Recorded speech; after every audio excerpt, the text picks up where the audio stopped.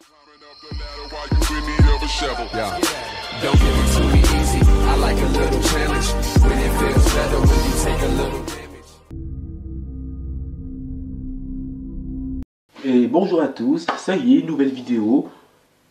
N'oubliez pas, si vous aimez bien la vidéo, likez-la, mettez des commentaires et n'oubliez pas de vous abonner à la chaîne si vous ne l'avez pas déjà fait. On commence. Aujourd'hui, nous allons découvrir des effets scientifiques du quotidien. Ça vous dit peut-être rien, mais des effets scientifiques, il en existe énormément. Aujourd'hui, nous allons nous concentrer sur un effet scientifique bien connu qui s'appelle l'effet Venturi. Ça va être plusieurs petites vidéos, je voulais en faire une énorme, mais comme j'ai vu que ça allait être un petit peu long, j'ai préféré faire plusieurs petites vidéos. Donc aujourd'hui, nous allons découvrir l'effet Venturi, et prochainement, dans une autre vidéo, on découvrira un nouvel effet, et au fur et à mesure, vous en apprendrez énormément. Voilà, donc on commence la vidéo avec l'effet Venturi, et n'oubliez pas, likez si vous adorez. Voilà, l'effet Venturi, ce nom vous dit peut-être rien, tout physicien le connaît, les chimistes peuvent aussi le connaître, et puis vous, vous verrez bien un jour, soit en cours, ou vous allez l'apprendre dans un livre. Alors qu'est-ce que l'effet Venturi? L'effet Venturi, ça vient de où? Déjà, ça vient du nom d'un physicien qui lui a donné ce nom. Logique. Alors comment il s'appelle? Il s'appelle Giovanni Battista Venturi. C'est un physicien italien. Alors, dans quel contexte on l'utilise? On l'utilise pour tout ce qui est dynamique des fluides. Donc il s'agit de la physique et de la chimie. C'est cool, on va faire un mélange. Donc voilà. Donc, qu'est-ce que ce phénomène? Une petite explication scientifique s'impose. Ce phénomène permet d'expliquer que là où il y a formation d'une dépression dans une somme de particules de fluide sont accélérées. Déjà là, c'est pas non plus hyper compliqué. Alors, l'effet est une manifestation du principe de conservation de masse.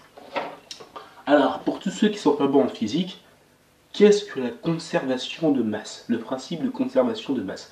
Tout simplement, il s'agit d'une loi physique et chimie expliquant qu'au cours d'une expérience, même une transformation chimique, la masse se conserve.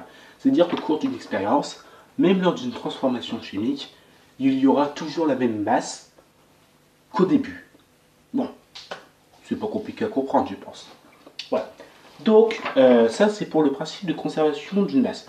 Cette loi ne s'applique pas par contre pour tout ce qui est nucléaire, donc tout ce qui est dans le domaine du nucléaire, qu'on utilise pour fabriquer de l'électricité par exemple. Et comme chaque loi, elle s'explique par une équation de conservation.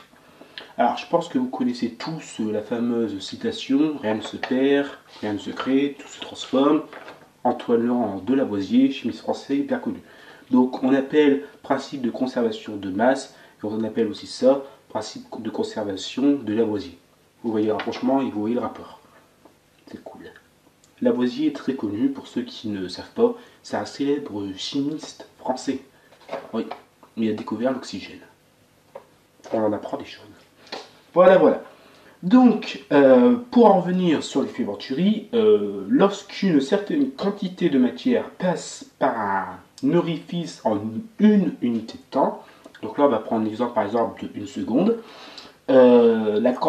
si l'orifice voit sa taille réduite, la quantité de matière en circulation est à la fois constante dans le temps et dans l'espace. Donc dans le temps et dans l'espace, on appelle ça le débit. Alors, la vitesse de passage dans l'orifice augmente pour permettre à la quantité de matière de circuler en totalité pendant le même temps. Voilà, donc ça c'est l'effet Venturi. Alors vous allez me dire, merci de m'avoir donné la définition, c'est cool, sur Google il y a la même. Oui, mais à quoi ça peut bien servir d'apprendre ça? Alors premièrement, pour tous ceux qui font spé physique, vous allez voir ce qu'on appelle la dynamique des fluides. Et vous allez voir aussi ce qu'on appelle le théorème ou l'équation de Bernoulli. Donc ça on en parlera à la fin de la vidéo parce que ça c'est très intéressant pour tous ceux qui vont prendre la spécialité physique-chimie ou tous ceux qui connaissent déjà la physique-chimie. Donc voilà. Donc la dynamique des fluides, malheureusement si vous n'avez pas, vous allez y passer. Donc accrochez-vous bien parce qu'il faut avoir de solides bagages scientifiques et il faut avoir un cerveau d'enfer pour comprendre ça parce que ça peut être un peu compliqué à comprendre.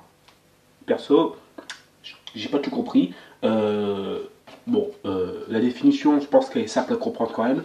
Mathématiquement parlant et physiquement parlant, à démontrer, c'est un peu plus compliqué. Voilà, c'est un bon raisonnement mathématique. Donc, on peut retrouver cet effet énormément de fois dans la vie courante. Et oui, on le retrouve. Alors vous allez me dire, bah, on le voit pas. Oui, on ne le voit pas, mais il est fréquemment constant. Et oui, par exemple, l'accélération du vent lorsqu'il passe au col d'une montagne. Bon, bah, tous ceux qui habitent en montagne, forcément, ils le voient. Ceux qui n'habitent pas en montagne, ils ne le voient pas.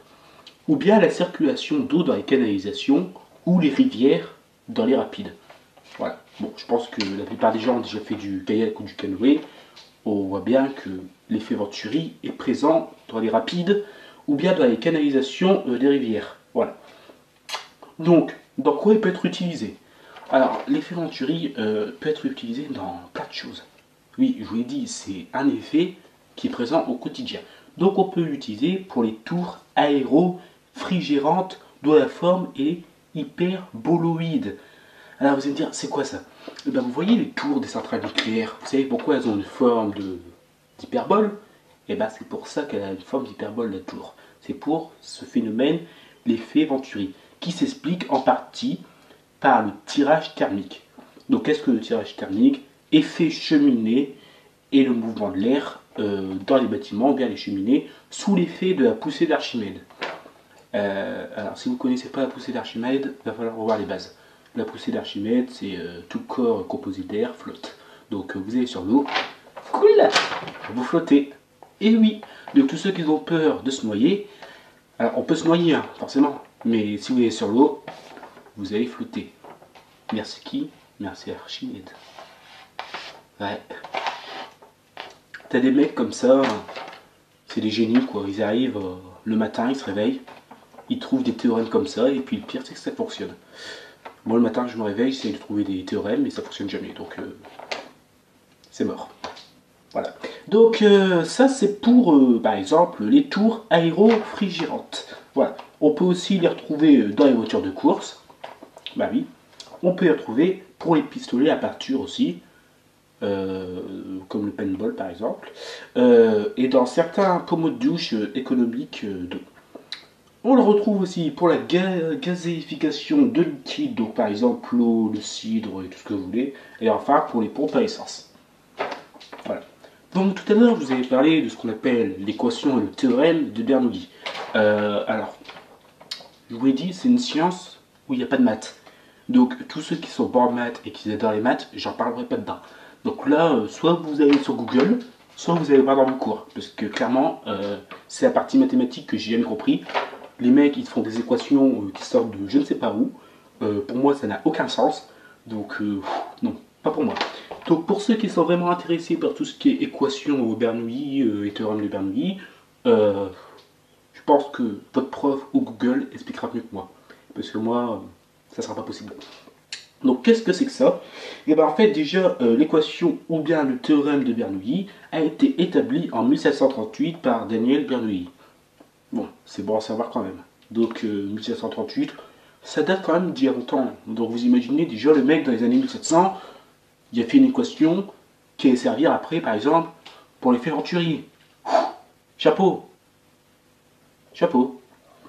Et donc ce théorème énonce que dans le flux d'un fluide homogène et incompressible, je vais la préciser incompressible, parce que si c'est compressible, ben forcément ça ne va pas fonctionner, soumis uniquement aux forces de pression et de pesanteur, une accélération se produit simultanément avec la diminution de la pression.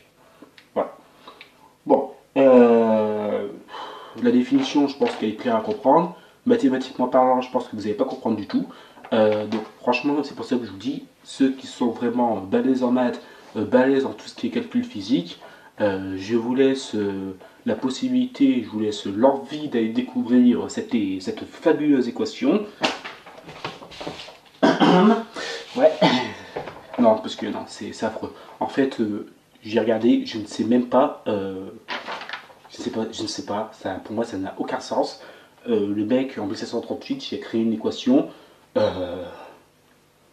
Voilà, pour moi, je sais pas, je sais pas d'où ça sort en fait. Encore, on me dirait calculer 1 plus 1, ça fait 2, ouais, c'est ça. Mais l'équation que vous allez voir là,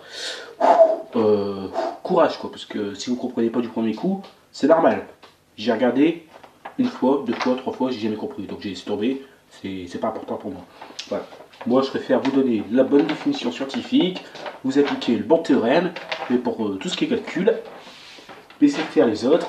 Voilà ce que j'appelle délaisser le travail. Voilà, voilà. Donc on peut utiliser cette équation de Bernoulli pour l'effet Venturi et un autre effet qu'on verra dans une prochaine vidéo. C'est pour ça qu'il faut regarder les autres vidéos, parce que c'est souvent intéressant.